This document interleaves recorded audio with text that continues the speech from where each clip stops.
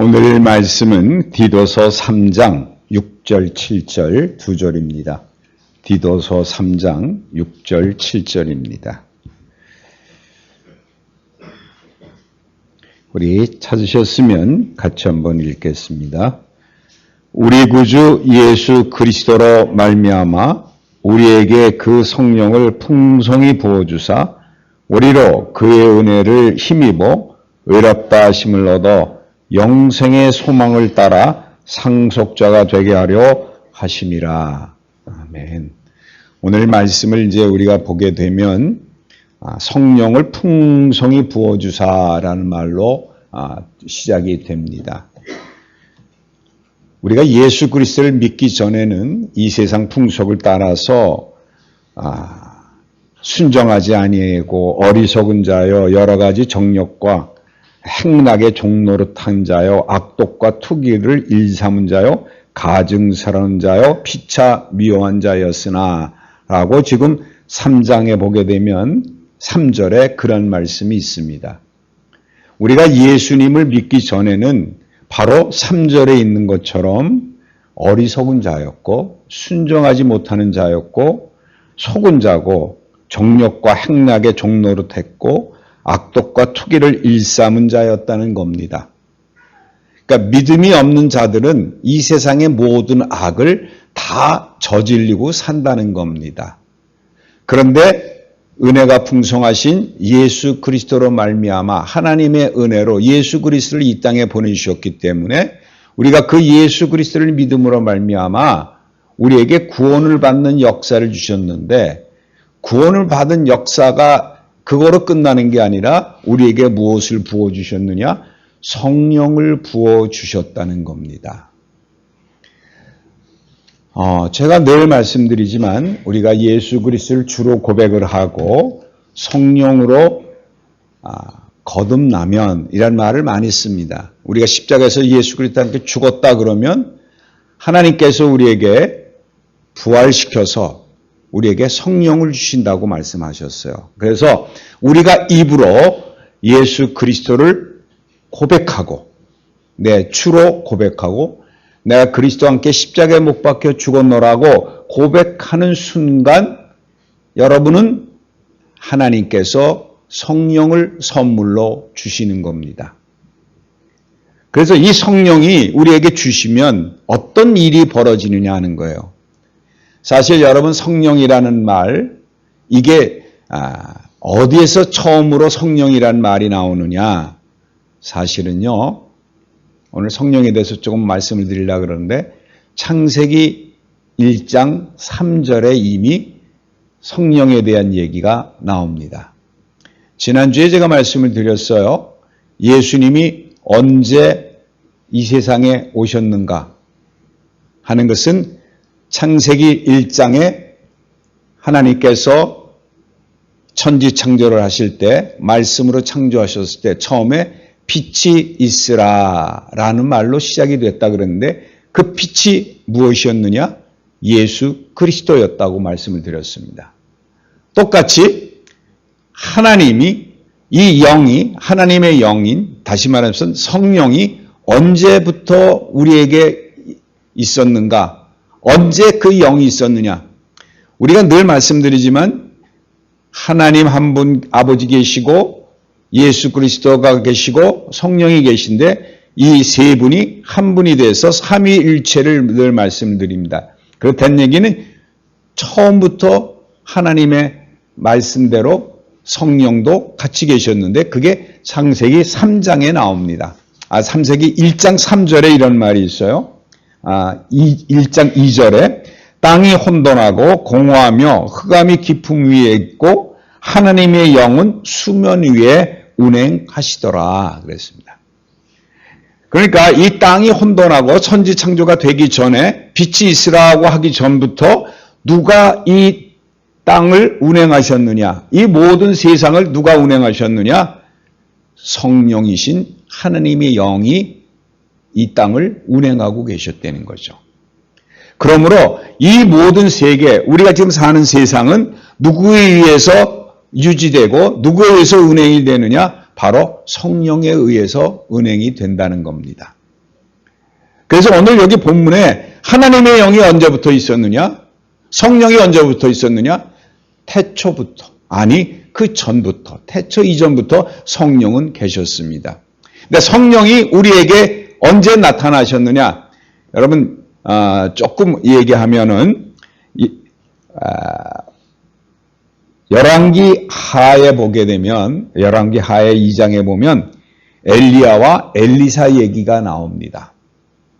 성령이라는 단어가 처음 시작되는 게 바로 열왕기 하에 시작이 됩니다. 여기 어떻게 시작이 되는 거 하니 이런 말을 합니다. 엘리야가 엘리사에게 이르되 나를 내게서 데려감을 당하기 전에 내가 내게 어떻게 할지를 구하라. 엘리사가 이르되 당신의 성령이 하시는 역사가 갑절이나 내게 있게 하소서 하면서 성령이란 말이 처음 시작되는 데가 열왕기 하부터 시작됩니다. 그러므로 엘리야는 누구에 의해서 움직이고 누구에 의해서 일한 사람이었느냐? 성령의 붙잡힘을 받아 성령의 뜻대로 살고 성령에 순종하는 삶을 살아서 모든 능력은 누구부터 나왔느냐? 성령으로부터 나왔다는 겁니다. 그 성령으로부터 나온 엘리야가 그 추종자인 엘리사 제자가 엘리야한테 하는 얘기죠. 당신에게 역사하는 성령이 배나 나에게도 있기를 원합니다. 라고 얘기하면서 이게 성령의 얘기가 처음부터 여기서부터 시작이 됩니다. 그 다음에 나오는 것이 어디에 나오는 거 아니? 시편에 나옵니다. 시편에 보면 이런 말이 있어요. 나를 주 앞에서 쫓아내지 마시며 주의 성령을 내게서 거두지 마소서라고 시작이 되고 사도가 아니라 다윗이 고백을 합니다. 이렇게 성령은 성경 처음부터 존재하므로 중간에 성령이라는 이름으로 나왔지만 그전에는 누가 나오느냐? 하나님의 영으로 표현이 됩니다. 그러니까 성령이 꼭 신약에 와서만 성령의 얘기가 나오느냐? 아니라는 겁니다. 왜냐하면 이 전체를 운행하시고 그것을 이끌어 가시고 이 세계를 다스려 가시는 분이 누구냐? 바로 하나님의 영인 성령이시기 때문에 그렇습니다. 여러분 삼손에도 그런 얘기 내죠. 하나님의 영이 그와 함께 하시다. 또 어디에 있어요? 다윗의 얘기에도 그런 얘기가 나옵니다. 항상 하나님의 영이 나오는데 모든 사람들, 하나님의 사람들은 누구의 움직임에 따라서 움직이느냐? 성령이 그 안에서 역사하시고 성령이 그를 이끄는 대로 그들이 삶을 살았다는 겁니다.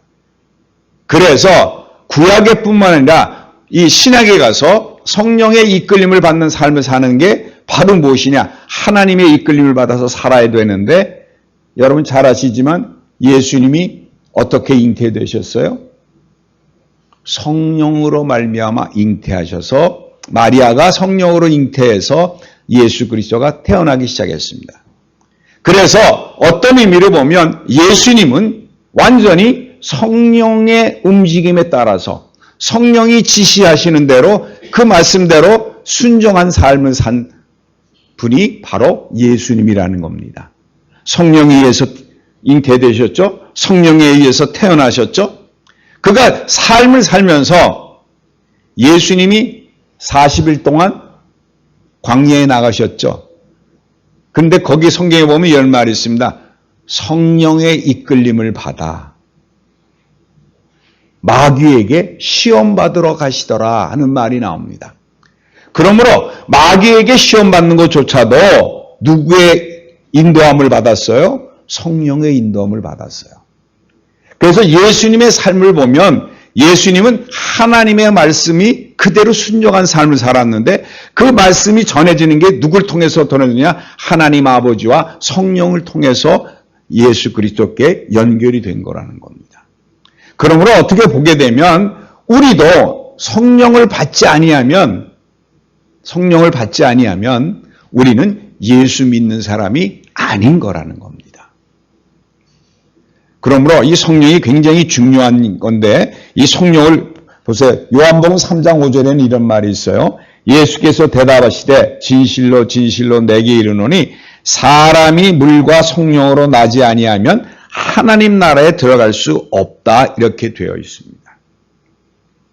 여러분, 성령으로 거듭나지 아니하면, 여러분 안에 성령이 존재하지 아니하면 여러분은 하나님 나라도 들어갈 수가 없는 거라는 겁니다.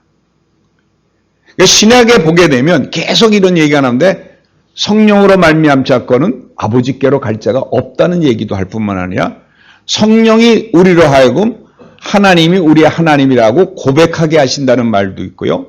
성령이 우리로 하여금 믿음이 있는지 없는지 그거를 항상 우리로 하여금 알게 하시고 깨닫게 하시고 주로 고백하고 예수 그리스도를 주로 고백할 수 있는 것은 성령이 우리 안에 있지 않고는 할 수가 없다고 되어 있습니다. 그러므로 이 성령을 받지 않은 것은 성령이 내 마음속에 있다는 것이 믿어지지가 않고 그것이 확신이 되어지지 않으면 여러분은 믿는 자가 아니고 여기 와서 예배를 드린다고 해도 하나님 나라에 들어갈 자가 아니라는 겁니다. 여러분이 어떻게 나와서 예수를 그리스도라고 고백할 수 있어요? 성령이 여러분 안에 계시게 되면 그 성령이 여러분을 하여금 고백하게 하신다는 겁니다.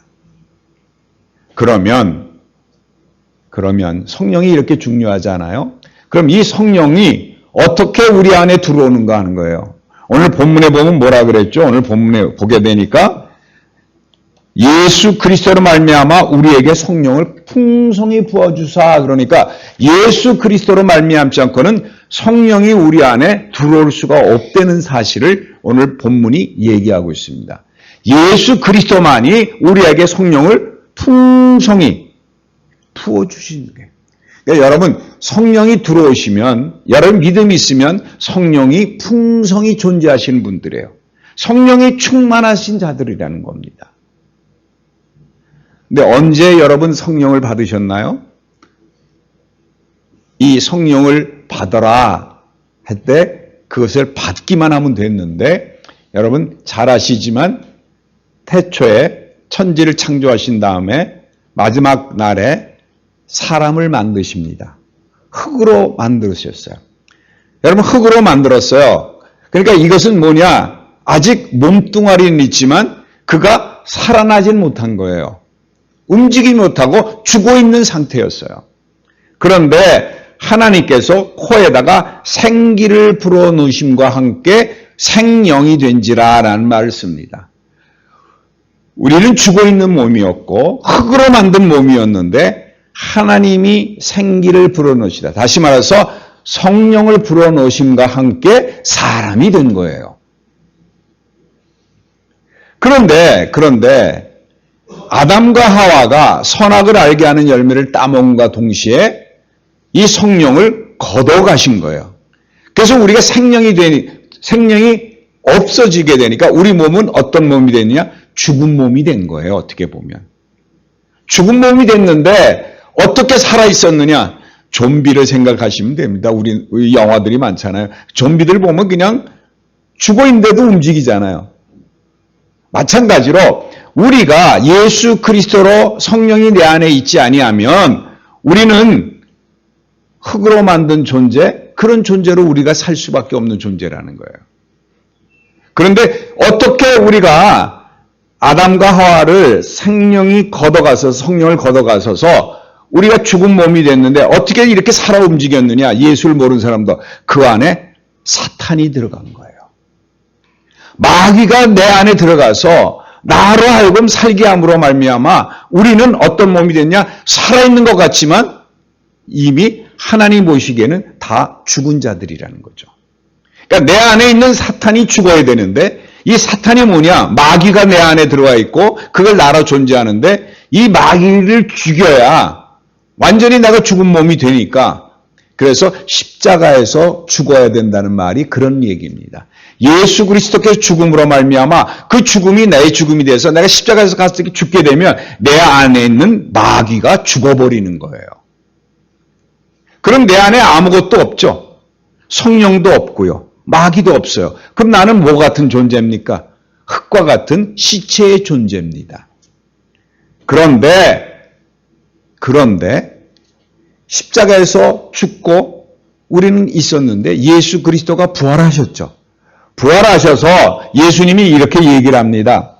요한복음 20장 22절에는 이 말씀을 하시고 그들을 향하여 숨을 내쉬며 이르시되 성령을 받으라, 이런 말이 나옵니다.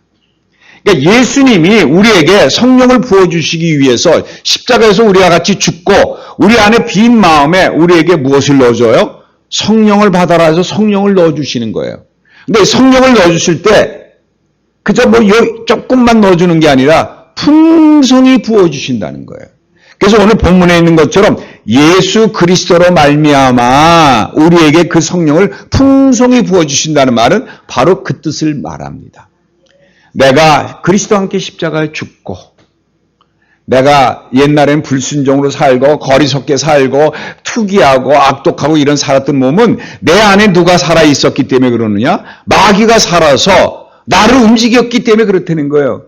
그러므로 여러분이 가지고 있는 생각이 잘못된 생각이, 부정적인 생각이 많이 있을 수 있잖아요. 그런 건 다, 그리고 이 세상에 하는 악독이 우리 가운데 존재하는 건 그거는 내 안에 누가 살아서 그래요? 마귀가 살아서 그래요. 사탄이 살아서 그래요. 이제 여러분이 이것을 죽여버리고 십자가에서 내가 죽었다고 고백하게 되면 비로소 여러분 안에 예수 그리스도께서 숨을 내쉬면서 성령을 받아라 해서 그 성령을 받기만 하면 그 성령은 충만하게 우리 안에 들어오게 된다는 거예요. 풍성하게 들어온다는 거예요. 그러므로 성령이 나는 충만하지가 못해요. 성령이 내 안에 있는지 모르겠어요. 여러분 지난주에 한번 말씀드렸죠. 성령을 소멸시키지 말라고. 성령은 충만한데 우리가 작게 여기는 거예요. 어떨 때 성령이 있는 것 같고 어떨 때는 없는 것 같고 어떨 때 성령이 충만한 것 같고 그런 거 없습니다. 여러분 생각이에요. 그것은. 그게 바로 성령을 소멸하는 겁니다. 정말 필요한 건 뭐예요? 정말 필요한 거는 성령이 일단 여러분 안에 있다는 믿음이 있으면 여러분은 이미 성령 충만한 자들이라는 것을 꼭 기억하셔야 됩니다. 그러면 성령이 우리 안에 들어오면 풍성이 부어졌을 때 성령이 우리로 하여금 어떻게 이 땅에서 살게 하시는가? 우리는 이제는 내 안에 누가 살아요? 그리스도가 살아요. 성령이 우리 안에 살아요. 하나님의 영이 우리 안에 살아요. 이제는 이 영이 내 안에 살기 때문에 성령이 우리에게 주시고자 하는 모든 것들을 다 알게 하심으로 우리가 이 땅에서 살게 되는 축복된 삶, 새 삶을 살게 되는 거예요. 그러니까 여러분은 다 어떻게 살아요? 이제부터는 성령이 여러분 안에 있어서 성령의 뜻대로 순종하는 삶을 사는 자들로 변화가 된다는 거죠. 이제는 누구의 조종을 받는 게 아니라 마귀의 조종을 받는 게 아니야. 왜? 내 안에 사탄은 이미 죽어버렸으니까. 그러니까 여러분 안에 누가 있어요? 성령이 있으니까 성령이 지시하는 대로 순종하는 삶을 살게 되면 그러면 여러분은 어떤 결과가 벌어져요? 여러분 안에는 하나님이 존재하기 때문에 그 성령의 능력이 우리를 통해서 발휘가 된다는 겁니다. 성령이 오시면 여러분 예수님이 그러셨죠. 요한복음 14장에 보게 되면 어떤 말씀을 하셨는가 하니 너희에게 보혜사 성령을 충만히 부어주시는데 그가 오게 되면 어떤 의미냐? 그는 진리의 영이라 세상은 능히 그를 받지 못하나니 이는 그를 보지도 못하고 알지도 못함이라. 그러나 너희는 그를 아나니 그는 너희와 함께 거하실 것이요 너희 속에 계시겠다. 우리 안에 거하십니다. 성령은 어떻신 분이에요? 영원히 사시는 분이죠. 영생을 누리고 사니까 여러분이 성령이 여러분 안에 있다 그러면 여러분이 이미 영생을 누리고 사는 자들이 돼요. 그리고 성령으로 말미암아 예수 그리스도를 주라고 고백할 수 있고 하나님을 아버지라고 고백할 수 있습니다.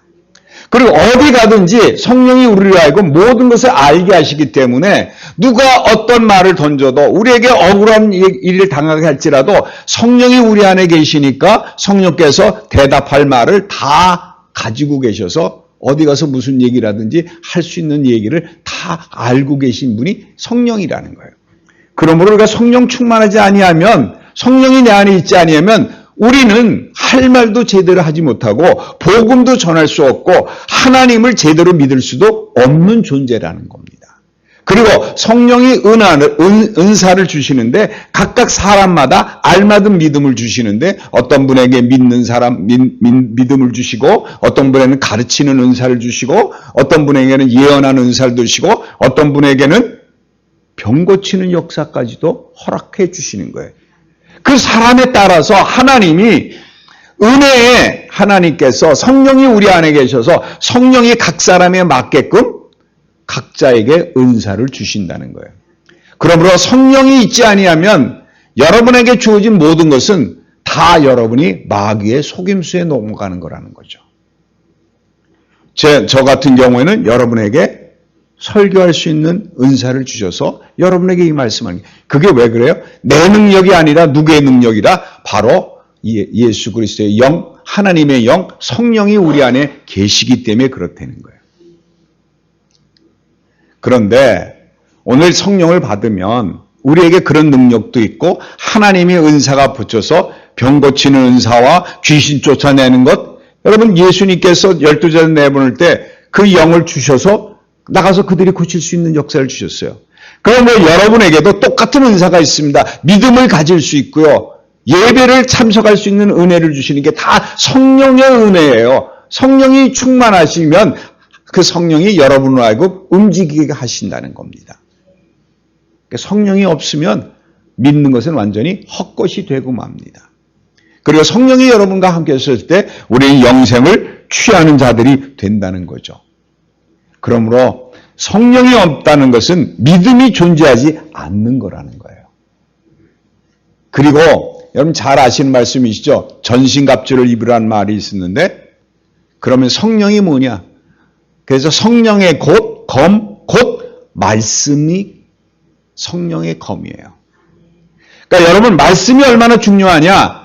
성령의 검으로 쓰이는 것이 말씀이기 때문에 그러므로 여러분 나와서 이렇게 말씀을 듣고 성경을 공부하고 또 예배를 참석함으로 말미암아 하나님의 말씀을 깨닫게 해주시는데 그 말씀이 성령이 여러분에게 가르쳐 주셔서 순간순간 마귀를 절단할 수 있고 내게 오는 믿음을 방해하는 세력들을 다 물리칠 수 있는 그것이 말씀이 우리 가운데 거할 때 그런 일이 벌어지는데 그건 누구가 주시느냐? 성령이 우리에게 할 말을 하게 하시는 역사가 일어난다는 거예요. 그런데 가장 중요한 점이 있습니다. 오늘 본문에도 나와 있어요. 본문에 보게 되면 성령을 풍성히 부어주시는 이유가 어디에 있느냐는 거예요. 물론 제가 말씀드렸어요. 뭐 병 고치는 은사도 우리에게 주실 거고 귀신 쫓는 역사도 일어나게 하고 예언하게 하시기도 하고 우리에게 믿음도 주시고 이게 성령을 풍성히 부어주시면 그런 모든 일이 일어나지만 결론적으로 왜 이렇게 우리에게 성령을 부어주시느냐?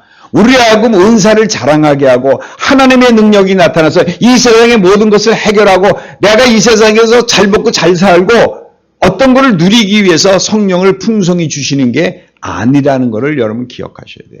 그거는 부수적으로 따라오는 선물일 뿐입니다.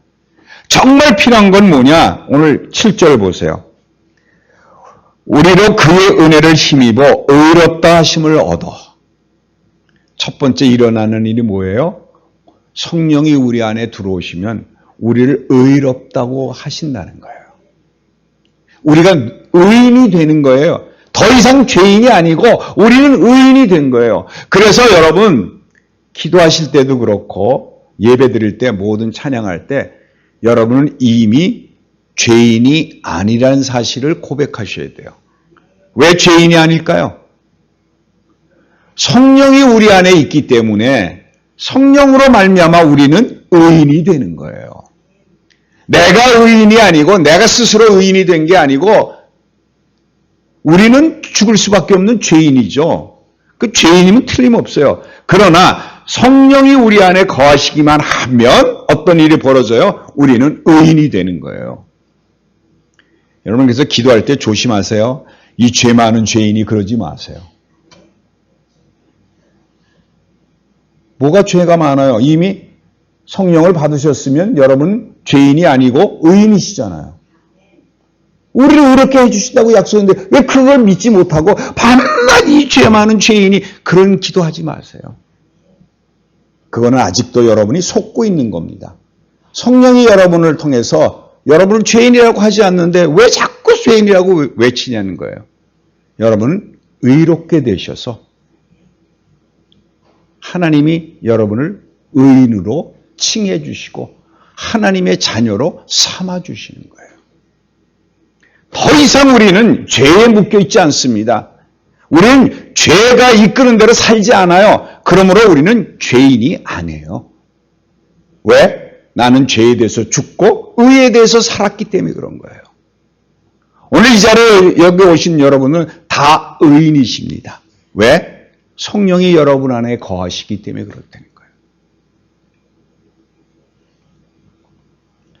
그 다음에 보세요. 그 다음에 보는 거니 영생의 소망을 따라 이런 말이 있어요. 그 다음에 성령이 우리 안에 오게 되면 우리 안에 무슨 소망이 생겨요? 영생에 대한 소망이 생긴다는 거죠. 왜? 성령이 영원히 사시는 분이니까. 성령은 영원 불멸하신 분이잖아요. 성령이 여러분이 안에 있으므로 성령이 영원히 사는 것처럼 여러분도 영원히 살 수 있다는 거예요. 물론 이 육신은 낡아감으로 이 장막을 벗어버릴 날이 우리에게 오지요. 그러나 우리의 영은 어떻습니까? 우리의 영은 성령이 우리를 붙잡고 계시니까 우리는 영원히 사는 자가 돼서 영생에 대한 소망을 품고 살게 만들어준다는 거예요. 기억하세요. 첫 번째는 뭐가 이루어졌어요? 여러분을 의인으로 만들어주셨어요. 두 번째는 여러분을 알고 영생을 소유하게 만드셔서 영생에 대한 소망을 가지고 살세요. 그러니까 이 땅의 것은 별거 아니에요. 이 땅의 것은 어차피 없어질 것이에요. 다 없어지죠. 우리가 오늘도 아침에 제가 눈이 많이 오니까 걱정을 많이 했습니다. 이거 어떡하나. 근데 여러분이 이게 눈이 언제면 없어집니까? 잠깐 사이에 없어지죠. 요새는 뭐만 뿌리면 없어집니까? 염화칼슘만 뿌리면 다 없어져요. 여러분 우리가 눈에 볼 때는 저거 어떡하나 이제 큰일 났다 뭐 이런 생각하지만 이거는 없어지는 것뿐입니다. 걱정 근심하지 마세요. 왜? 그거는 이 세상에 다 썩어져서 없어질 것들이에요. 여러분이 영원히 산다 그러면 이 세상 것을 연연할 이유가 없죠. 가지고 있어봐야 썩고 마니까. 그 다음에 중요한 얘기가 있습니다. 그 다음에는 상속자가 되게 하려 하십니다. 여러분 상속자라는 얘기는 뭘 의미합니까? 내가 그 유업을 물려받는 거죠. 상속자가 됐다는 의미는 이 상속받은 것이 또 다른 사람에게 상속해야 될 의무가 있는 거나 마찬가지입니다. 상속자가 됐어요. 여러분 누구의 아들이 되셨어요? 이번엔 하나님의 아들이 됐어요. 첫 번째는 의인을 만들어주시고 영원한 삶을 사는 영생의 소망을 가지게 하시고 나머지는 그걸 통해서 우리가 하나님의 아들이 된 상속자가 됐는데 상속자가 되게 하신 이유가 무엇일까요? 상속을 전하게 하시기 위해서. 전하게 하시기 위해서. 그래서 여러분 잘 아신 내용 사도행전 1장 가면은 그런 얘기가 나오죠. 예수님께서 승천하시면서 제자들에게 하시는 말씀이 있습니다. 무슨 말씀이 있죠? 너희가 성령을 받아 땅끝까지 이르러 내 증인이 되라 그랬어요. 여러분 성령이 여러분에게 임하셔서 여러분 상속자가 되셨다 그러면 풍성히 부어주실 때 성령을 받아 어떻게 하라고요? 땅끝까지 이르러 내 증인이 되라는 말씀하십니다. 이게 가장 중요한 얘기인데 여러분 이게 아주 중요한 얘기입니다. 왜 중요한 얘기인 거니? 우리가 성령을 받아 은사를 받고 내가 이 세상 살면서 영생의 소망을 받고 이제 의인이 돼서 이제부터는 영원한 생명을 누리고 살고 이 세상과 별거 아니고 하나님의 능력을 발휘해서 이 세상을 모든 것을 이길 수 나갈 수 있으니까 이제는 뭐 만사 형통이다 이런 삶을 살게 되는 거로 끝나는 게 아니라는 거예요.